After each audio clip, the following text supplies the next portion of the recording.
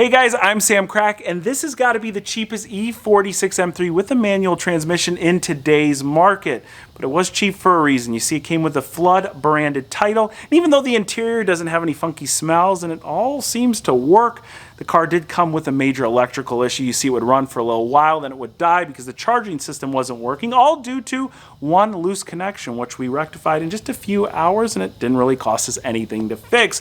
But one major thing keeping this from being a high-dollar car is the fact that it was repainted from its original color. Its original color was BMW black, but the previous owner wanted to be noticed, so they painted it red. Not just any red, the most iconic red ever in automotive history. It's Rosso Corsa Ferrari red. And if you get up close to it, it looks nothing like Rosso Corsa at all. Now, while the paint job is of good quality, and I quite like the color, I was anxious to find out what color it actually is because, well, again, I'm convinced it's not Rosso Corsa, so I cut out a square from the bumper. I took it into my local paint shop where they've got a camera that will actually analyze the paint that's on one of your body panels, and they'll match it to a factory color code. And let's just say it wasn't Rosso Corsa, and it wasn't even anything that came on a Ferrari. Now this is what Rosso Corsa is supposed to look like, and it's on Ferrari's ultimate Grand Tourer, the V12 powered GTC4 Lusso. With 680 horsepower, it will carry you and your passengers very comfortably as you blast to 60 miles an hour in just 3.4 seconds. And while the Lusso comes in at over $300,000 new, Omaze is giving you the opportunity to win your very own plus $20,000 cash in its very spacious trunk when you visit omaze.com/SamCrackFerrari. The GTC4 Lusso has one of the most stunning modern interiors I've ever encountered. Everything is wrapped in beautiful Italian leather, and the technology is next level.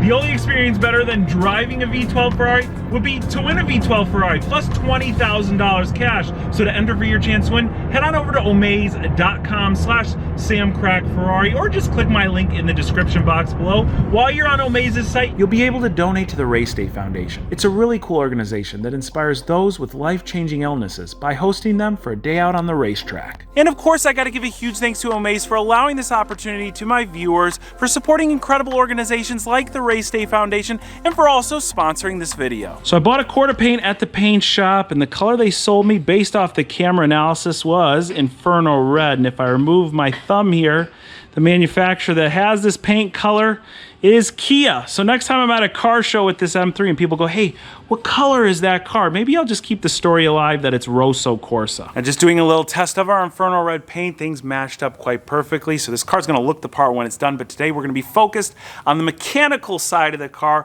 where it's pretty clear this M3's been neglected. But inspired by my friend Alex Palmieri over at Legit Street Cars, I thought it'd be fun to get a second opinion on the M3. You see, Alex took his same year BMW M5 that was a high mileage car to the BMW dealership where they quoted him over 2 times the amount he paid for the car to fix everything wrong with it. Now, instead of taking the M3 to the BMW dealership where we know they're just going to quote us some outrageous price to take care of everything wrong with the car, I took it to an honest mechanic shop, one that specializes in BMWs, one that a friend told me about, and after paying $135 for a pre-purchase inspection post purchase of the car, I can deem that I think they were very fair. The quote that they provided to fix everything wrong in the car, parts and labor, was $2,306.75. And if you consider we paid $5,000 for the car, $7,300 for a good running and driving BMW with a lot of its problem areas taken care of, I think is still a good deal. But the purpose of taking it to this shop is to show you, even though this is a very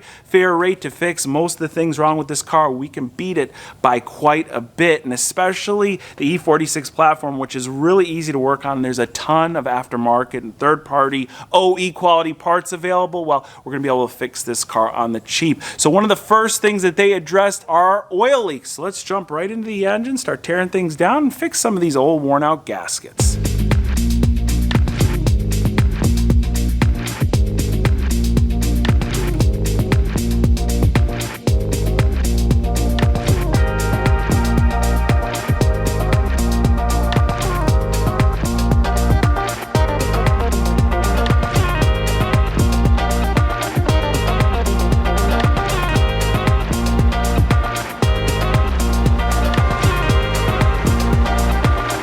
This is a really straightforward valve cover. I've already cleaned up the surface of the head here, put the replacement one on.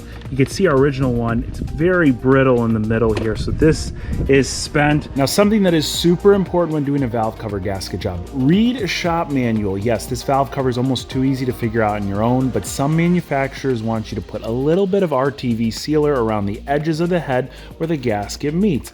Now look right here, this is written from BMW. You need to put a little bit at the rear half moon shaped transition areas, a step that would be easily overlooked if I just did this without reading a manual. Now this is just a snippet from the shop manual that is for this M3. It's literally the same exact one they use at the dealer, and it has every procedure for this and a bunch of other BMWs, from a simple filter change to pulling the entire engine apart. I bought this manual at EMO, and they have one for nearly every make and model. I'll drop a link in the description box below for these shop manuals, and if you're planning on any maintenance on your cars, I highly recommend them. They'll save you a ton of time on your repairs. I use the BMW Interactive Manual all the time because it works on both this M3 and my 335i.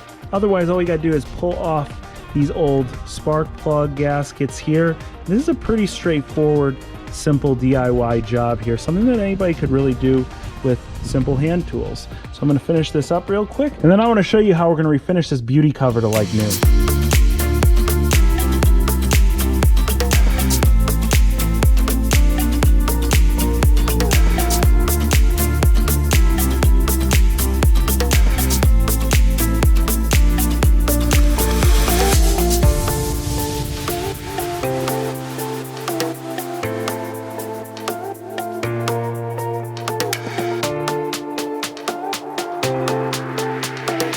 So I cleaned up our valve cover, plastic beauty cover here, and the M badge was all ruined. And overall, there's no cracks. It's in pretty good shape, but it's a bit dingy looking. So we're gonna restore this like new. I picked up right here this is Eastwood plastic resurfacer. This isn't like a paint, it's actually like a dye.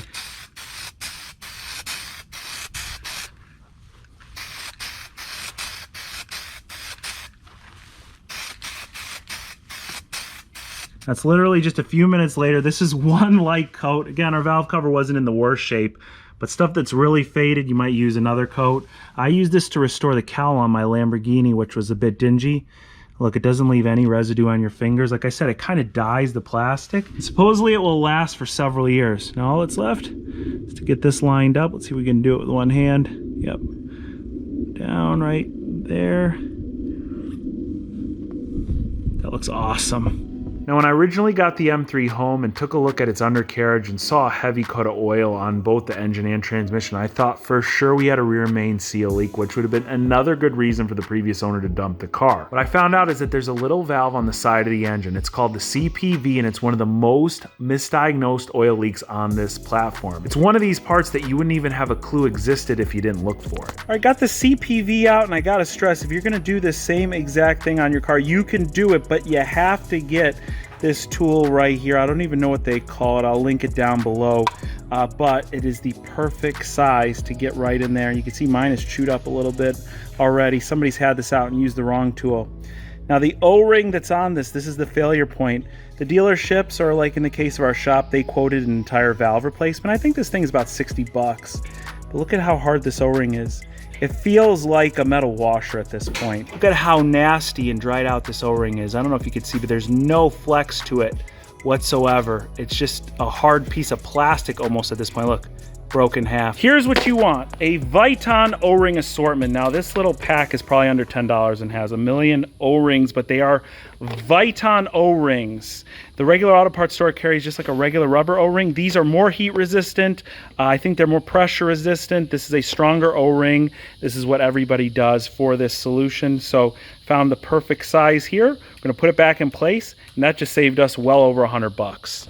All right, I took a little trip out to the 335 to kind of do a quick comparison, because we did the very similar job on this car that we just did on the M3. We swapped out our valve cover, which is underneath here, but on the 335, just one generation newer, that valve cover is made out of plastic. And since it's made out of plastic, about the time you do a valve cover gasket on it, you need to do the valve cover as well, because it cracks. The one on the M3 was made out of metal, which adds to the simplicity of the car, and you can, of course, reuse the metal component. It will last the life of the car. Now, the labor rate on the valve cover gasket gasket is 2.1 hours at 135 bucks an hour. Look, $283 just to replace the valve cover, and for the CPV, they want 1.5 hours. It's hard to see here at 202 bucks labor. So that's 500 bucks and what took me probably a little bit over an hour. Now, if this is your first time doing it, I'm still confident you could do this, both of these jobs, between 1 and 2 hours. That CPV, it's a little tricky to get to. You don't have to move anything out of the way, but like I said, you gotta have that tool.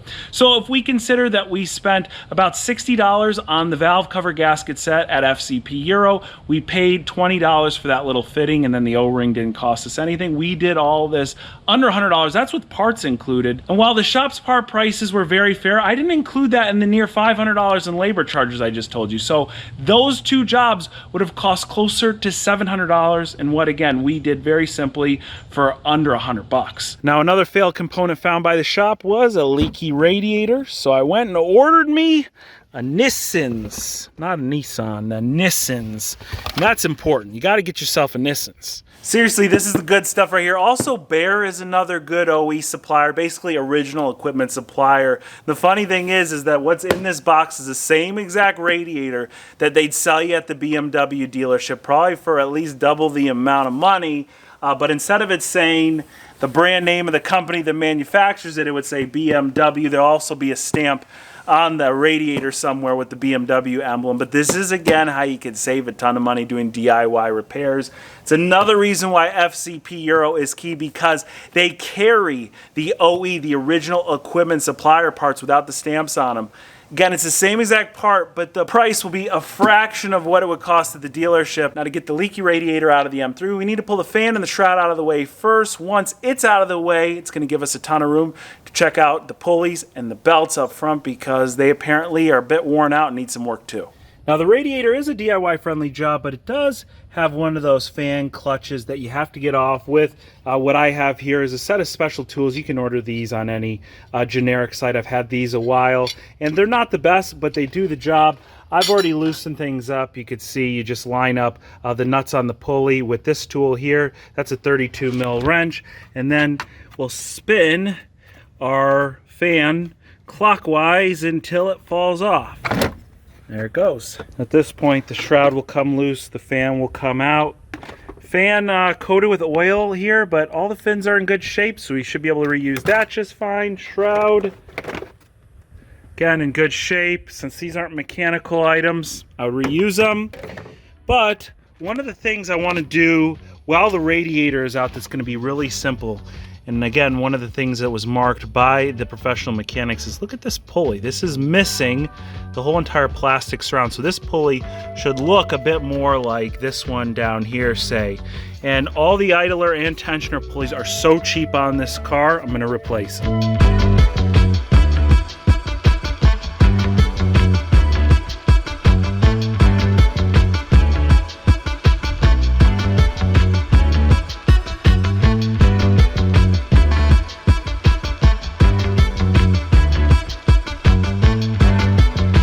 Now here's the problematic idler pulley right here. You can see the plastic surround is just completely falling apart. But while we have it and the belt off, I figured we might as well replace all the other wear pulleys, which are these two tensioner pulleys right here, and the tensioners that go along with them. I bought a new belt and all of these parts you're seeing right here, all the replacement parts, for about $100 at FCP Euro. Now the shop just wanted to replace the one pulley and the belt.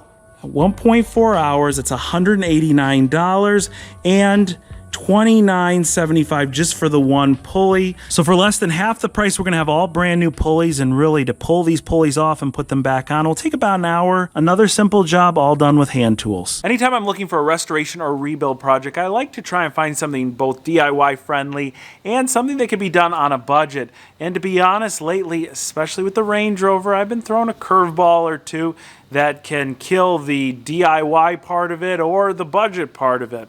With the E46, I'm really amazed at how just simple this car is to work on. And I'm sure you guys have caught the theme of this video that if you do the work yourself, you're gonna end up saving thousands, even compared to an honest repair shop. Now, this isn't a slight against the repair shop. As a matter of fact, I wanna thank them for doing the pre-purchase inspection on this car, because I told them straight up, look, I want an inspection, but I'm going to end up doing all the work by myself, and they were totally cool with it. And that's a trait of a good, honest shop. The shop was Reluski Auto outside of the Tampa Bay area. But I would encourage you to try out the simple maintenance stuff yourself. Grab yourself a shop manual and some hand tools and get at it. It is incredible how simple this car is. Earlier when I showed you the plastic valve cover of the 335 versus the metal one of this car, just to compare prices, I think the valve cover and gasket for the 335 was like $350, and since it's a turbocharged car, it's a lot more difficult to get to. This one, again, under an hour and 60 bucks.